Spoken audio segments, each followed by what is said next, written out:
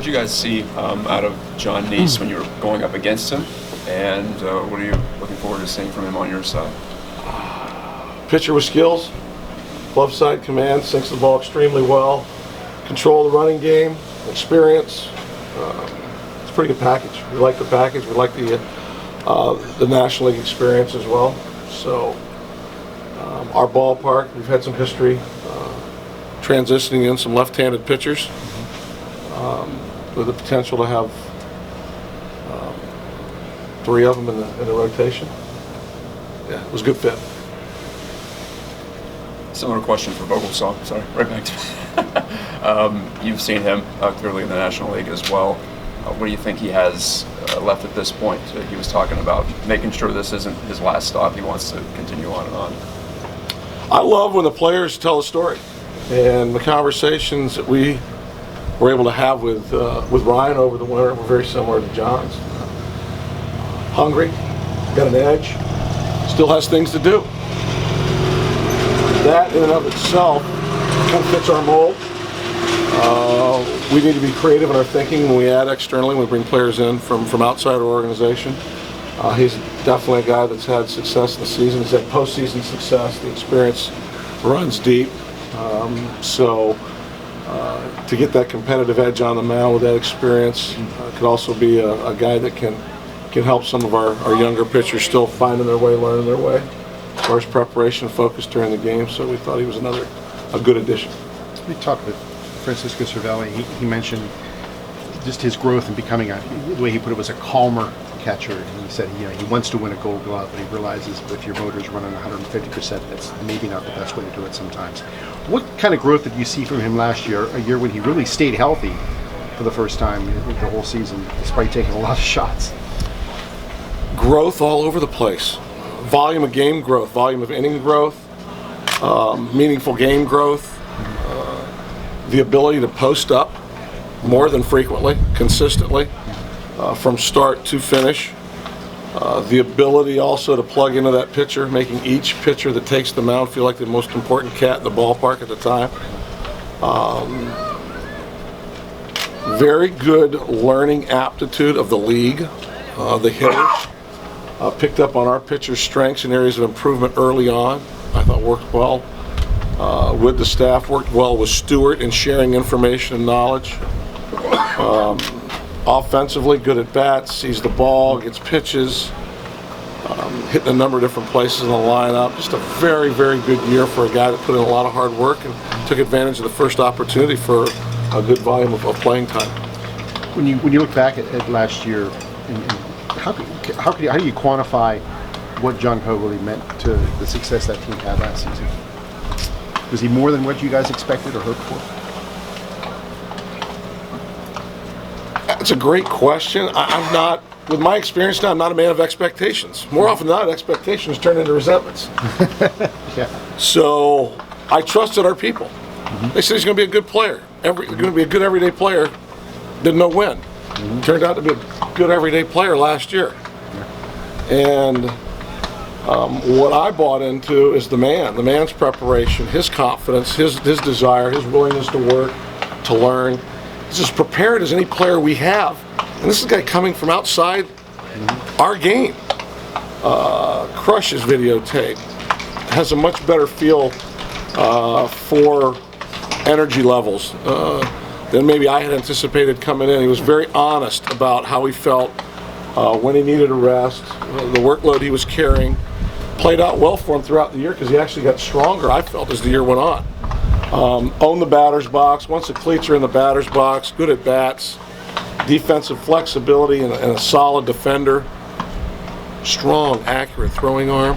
The hands and feet work so extremely well together. So he meant a lot to our club going through the season, and it's great to see him out here moving around the way he is right now.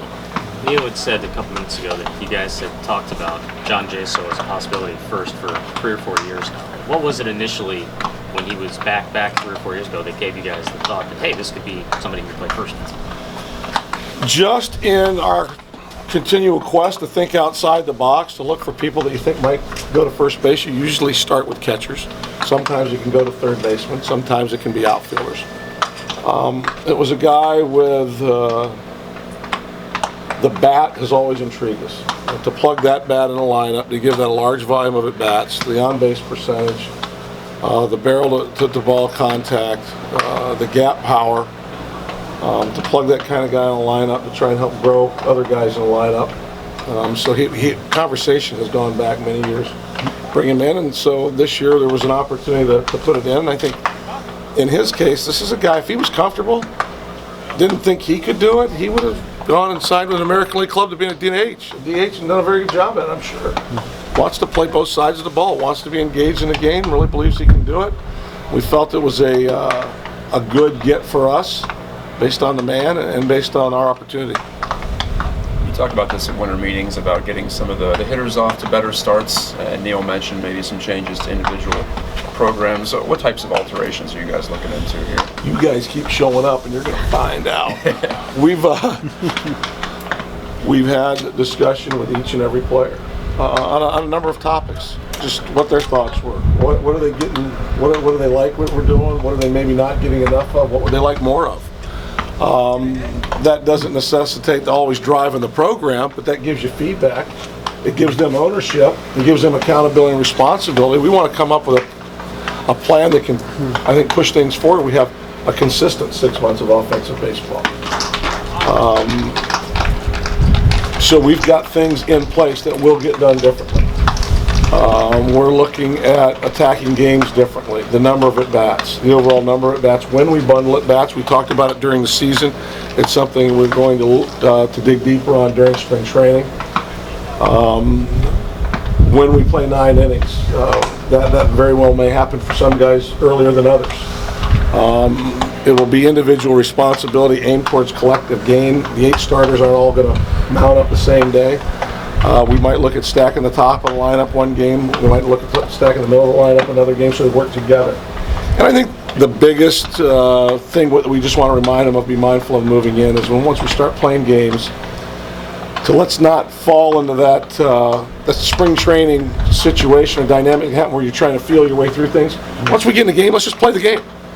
Let's play the game the same way we do opening season, because I'm not so sure that, even when I was a player, that I would do that. I'm going to work on this today, I'm working on that. I think what we need to be is much more concise and open-minded on when our work days are, when our game days are. Did you find last year that giving guys purposeful rest, I mean, it was overall a success for you? We did. We really believe that we were scratching the surface and in the right lane on getting to something better for our team. And we're continuing to do research and get information on finding even better ways about meaningful rest, because I will tell you, I was a player that it happened to, I've been a coach that's probably recommended, and I've been a manager that's done it. You pull the guy out and give him days off when they don't play well, because you pushed them too far and they're in a slump. Well, now it's a day off, or we'd like to be proactive and be in front of it. I think that's something we started talking about 3 or 4 years ago. We actually started doing to some degree, and then last year it just became a mindset, something that we became much more focused on.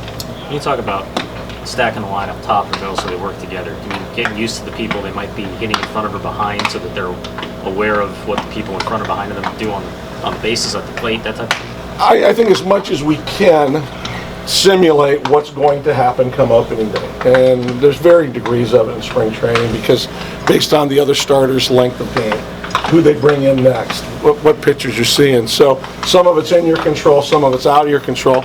There's going to be things that we are going to make happen in simulation periods, adding velocity, adding more structured. So we play the simulated game where it's all offensive fundamentals. We're going to do it throughout camp. We used to do it early in camp, maybe revisit it on an individual basis. We're going to stay focused with that.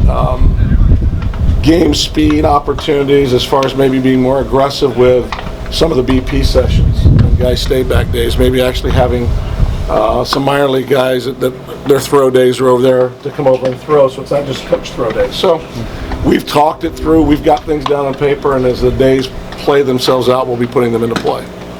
Neil talked about maybe not a full shift, but a focus more on an on-base focused offense, less traditional power numbers. Are there any challenges as a manager to putting together a lineup where you have guys with more similar skills and fewer different profiles? When you're looking at a lot of on-base guys potentially in the middle of a lineup and not a traditional cleanup type hitter. The game's transitioning a lot of different ways in a lot of different areas.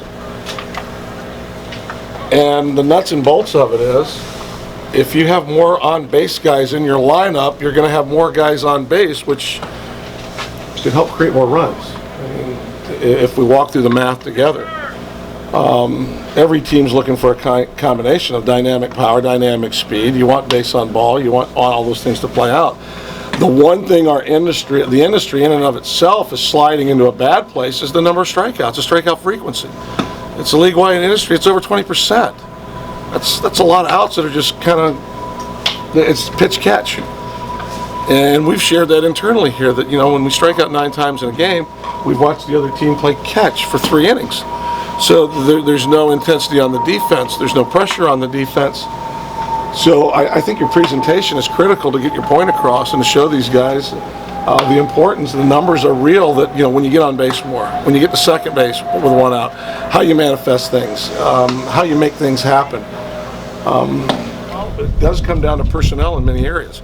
And we've tried to look at some different personnel types to help us out. Have you guys found that hitters are starting to adjust more to defensive shifts, trying to beat it? Is that something you've seen from the data that they provide you guys, especially in the off season when they can look at it? No. You find an occasional guy to a bunt.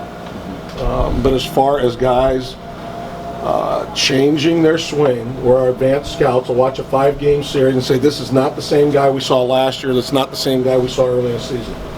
No, you might get a comment that with 2 strikes, some of this has happened. I do think it's in place, and I do think people are trying to make adjustments. I know our guys are. To make them come game time, that's going to be where the rubber hits the road, and that's when you get the shifts, the shifts pushed back the other way.